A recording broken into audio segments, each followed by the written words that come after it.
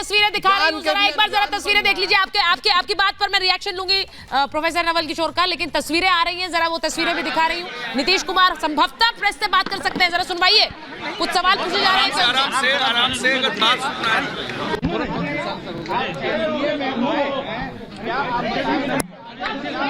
देखिए,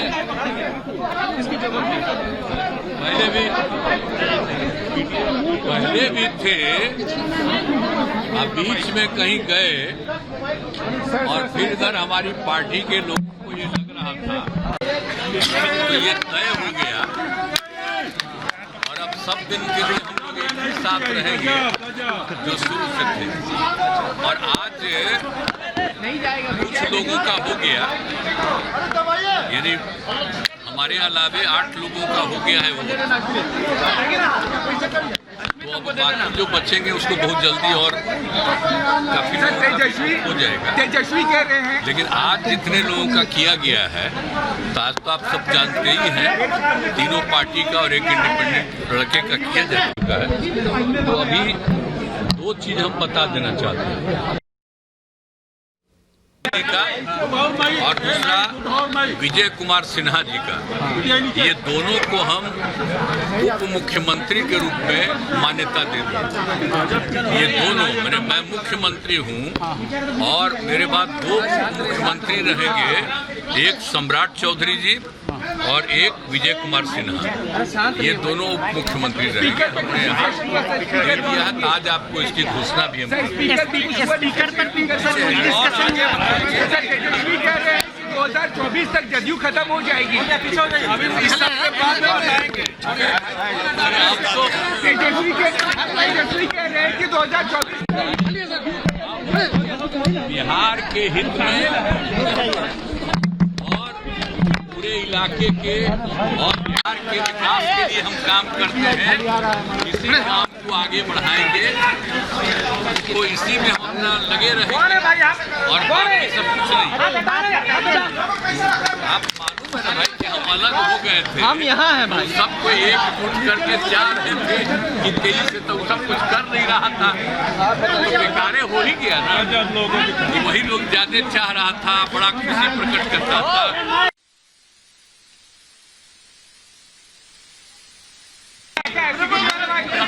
अब तो मुक्ति मिल गई, फिर जहाँ थे वही फिर आ गए और अब इधर उधर जाने का सवाल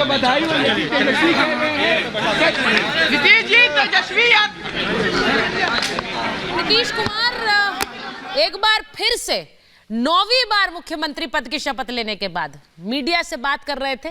उन्होंने बता दिया है कि विजय सिन्हा और सम्राट चौधरी उप मुख्यमंत्री के रूप में काम करेंगे। उन्होंने ये भी कहा कि तेजस्वी के बयानों पर बहुत ज्यादा रिएक्ट नहीं कर रहे हैं, बहुत संयमित होकर बोल रहे हैं।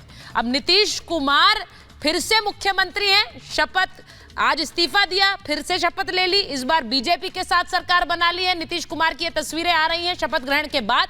अब सवाल ये है कि नीतीश कुमार एक बार फिर से एनडीए के पाले में आ गए, लेकिन धनंजय जी, आपके अपने लोग बिहार में क्या नीतीश कुमार पर भरोसा कर रहे हैं? और दूसरी बात ये कि 24 में जो 40 सीटें लोकसभा की आती हैं, उसमें से कितनी नीतीश जी को देनी पड़ेंगी, इस पर भी मुझे लगता है खाका तैयार हुआ होगा, तभी सरकार बनी होगी।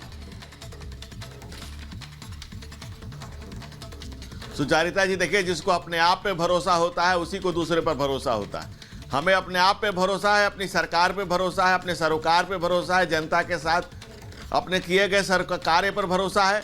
और हमारे पास वैश्विक दुनिया का सबसे बड़ा नेतृत्व है नरेंद्र मोदी का, जिसके साथ सारे लोग एक साथ खड़ा होना चाहते हैं। देश के यही मेरा सवाल है, यही मेरा सवाल है धनंजय जी, भारत की जनता का बिहार में बीजेपी के काडर को नरेंद्र मोदी पर भरोसा था, है, और इसीलिए वो ये कह रहे थे कि आपको नीतीश कुमार की जरूरत नहीं है। फिर क्यों उनके साथ सरकार बनाई है आपने? सिर्फ सरकार बनाने के लिए?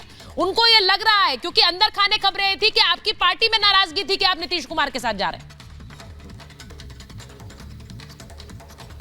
नहीं, ऐसा सुचारिता जी, कि जब नरेंद्र मोदी नाम का यान, महायान और इतना बड़ा जहाज चल रहा है, तो जो कोई भी नेक नियति के साथ हम नेशन के विकास में, राष्ट्र के आगे बढ़ने में योगदान देना चाहता है, हम उसका स्वागत करते हैं। और नीतीश कुमार जी पहले हमारे साथ रहे हैं और इन्होंने स्तुत्य प्रयास किया है। बिहार में जब जंगल राज हुआ करता था, उसकी लड़ाई नीतीश कुमार ने लड़ी और हमने साथ में लड़ाई लड़ी है। और नीतीश कुमार के ऊपर कोई व्यक्तिगत तौर पे कोई आरोप ऐसा है नहीं। और अभी आपने उनको सुना, उन्होंने कहा कि हम पुराने जहां थे वहां चले आए और अब कहीं इधर उधर जाने का सवाल ही नहीं उठता है। तो नीतीश जी जब अपने पारी हमारे साथ नेक नियति के साथ करना चाहते हैं, नहीं, ये सवाल तो आप ही से बनेगा कि आप भरोसा कर रहे हैं उनकी बात पर। निर्माण की संविधा में आप उनकी बात पर भरोसा कर रहे हैं कि वो और कहीं नहीं जाएंगे। मयंक जी, ये सवाल, अब बहुत से लोगों का ये मानना है कि नीतीश कुमार ने अपनी छवि पर खुद ही ये डेंट लगाया, ये बट्टा लगाया है कि वो कब कहां चले जाएंगे किसी को नहीं पता है। देखिए, छवि तो उसकी खराब होती है ना जो भ्रष्टाचार में डूबा हो, हाँ। जो वंशवाद में डूबा हो, जो परिवारवाद में। पाला पलटने से कोई छवि खराब नहीं होती। कहीं संविधान में लिखा है क्या कि यहाँ सरकार भ्रष्टाचार की बात भी संविधान में नहीं लिखी है वैसे। तो फिर जब संविधान में नहीं लिखा है, हाँ। तो ये क्वेश्चन का कोई औचित्य नहीं है। नहीं, ये इस सवाल का औचित्य है सर, क्योंकि अच्छा मैं एक चीज पूछना चाह रही हूँ, क्या नीतीश कुमार पाला बदलकर अब एनडीए में आ गए हैं, क्या अब 2024 के लिए जो बात ये कह रहे हैं तेजस्वी यादव अवधेश जी कि उनके लिए उनके जेडीयू टूट भी सकती है, आपको लगता है उसमें कुछ सत्य है? देखिए, जेडीयू टूटती तब जब भारतीय जनता पार्टी नीतीश कुमार को नहीं अपनाती। ठीक है। क्योंकि जेडीयू आरजेडी के साथ पूरी पार्टी असहज थी। जिन नेताओं से बात हो रही थी, हाँ। वो बिल्कुल साफ था कि वो लंबे समय से रहने के कारण बीजेपी के साथ वो नॉर्मल हो चुके थे, तो उसमें एडजस्टमेंट हो ही नहीं रहा था। हाँ। और जिस ढंग से ऑफिसर सारे लालू यादव के पास जाने लगे थे, वहां से ऑर्डर लेने लगे थे, उससे समस्याएं थी और नीतीश कुमार का संतुलन गड़बड़ा गया था। आप देख रहे थे वहां। इस समय का सिचुएशन यह है कि तात्कालिक रूप से लोकसभा चुनाव की दृष्टि से देखिए तो इस घटना से किसी एक पार्टी को सबसे ज्यादा क्षति है तो आरजेडी है। हाँ। क्योंकि नीतीश कुमार अच्छे हैं बुरे हैं वो तो हैं, उनके नाम के साथ गया राम भी पीछे चला गया। क्या लिखा जाएगा? वो समाजवादी कहते थे कि नहीं सुधरो तो टूटो, लेकिन उसको भी उन्होंने सीमा छोड़ दिया। लेकिन ये सच है कि उनका एक वोट बैंक है, दो जाति में और महिलाओं में एक वोट बैंक आज भी बचा हुआ है। और वो जुड़ने का अर्थ है कि हो सकता है कि एनडीए 40 की 40 सीट ले आए बिहार की, और लालू जी की पार्टी फिर उसी अवस्था में पहुंच जाए जो 2019 में थी। देखिए, तो ये इसकी एक व्यापक संभावना है। सब लोग अपनी महत्वाकांक्षाएं छोड़कर, सब कुछ छोड़कर अगर एक साथ सिर्फ नरेंद्र मोदी को हराने के लिए एकजुट हो सकते हैं, जो अलग अलग मोर्चों पर एक दूसरे के खिलाफ लड़ते हैं, लेकिन मोदी को हराने के लिए आप एक साथ आ सकते हैं, तो वहां पर अगर नीतीश कुमार उनके साथ चले गए तो नहीं आए ना। वही तो कर रहे हैं केसी त्यागी, हाँ। कि इसको भी षड्यंत्र करके खत्म कर देने की कोशिश हुई, हम प्रयास करते रहे। ठीक है, प्रोफेसर नवल किशोर। देखिए सुचारिता जी, अवधेश जी सही बोल रहे हैं कि अब आया राम गया राम का कोई मतलब नहीं है।